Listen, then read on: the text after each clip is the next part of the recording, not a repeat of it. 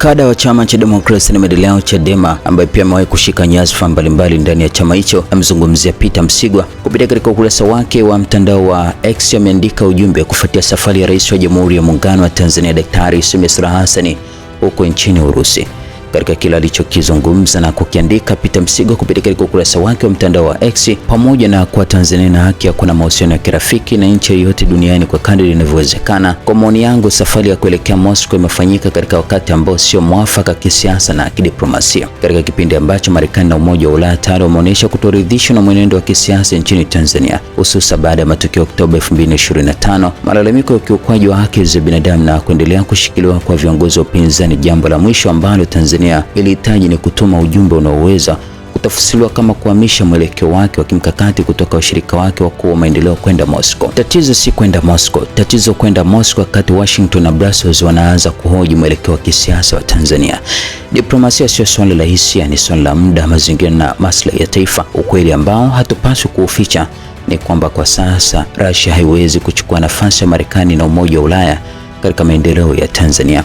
Takwimu zinaonyesha wazi Marekani imechangia zaidi ya dola bilioni 3 katika kipindi cha 2020 hadi 2025. Umoja wa Ulaya umechangia takriban dola bilioni 3.2. Russia imechangia karibu sifuri. Haya si maoni, hizi ni takwimu. Wakati mwingine katika siasa tunajidanganya kwamba washirika wanaweza kubadilishwa kwa urahisi. Historia inaonyesha sivyo. Marekani na Umoja wa Ulaya hawatoi fedha pekee, wamekuwa nguzo muhimu katika mapambano dhidi ya ukimwi na malaria, chanjo na mifumo ya afya, elimu, maji safi, kilimo, uwekezaji wa sekta binafsi, teknolojia, mafunzo ya wataalam na upatikanaji wa masoko ya kimataifa. Pengo litakalotokana na kupungua kwa ushirikiano huu haliwezi kuzibwa kwa picha za viongozi kukutana au mikataba michache ya kisiasa.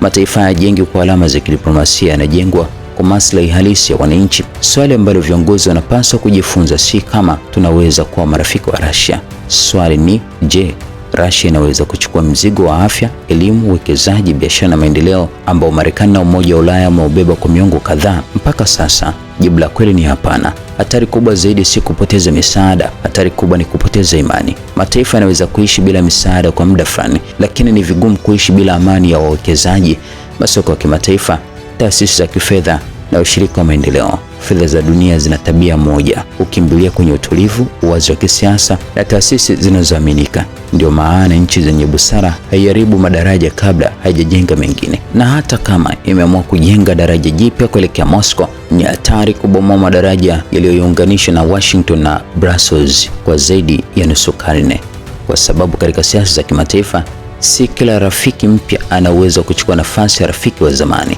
Na katika wakati ambao Tanzania inahitaji uwekezaji zaidi, ajira zaidi, teknolojia zaidi na masoko zaidi, taifa linapaswa kuwa makini sana lisije likachanganya uhuru wa kidiplomasia na kujitenga kidiplomasia. Uzalendo wa kweli si kupiga picha na mataifa makubwa. Uzalendo wa kweli ni kuhakikisha maamuzi ya leo hayaleti gharama ambazo wananchi wa kawaida hawatazilipa kesho.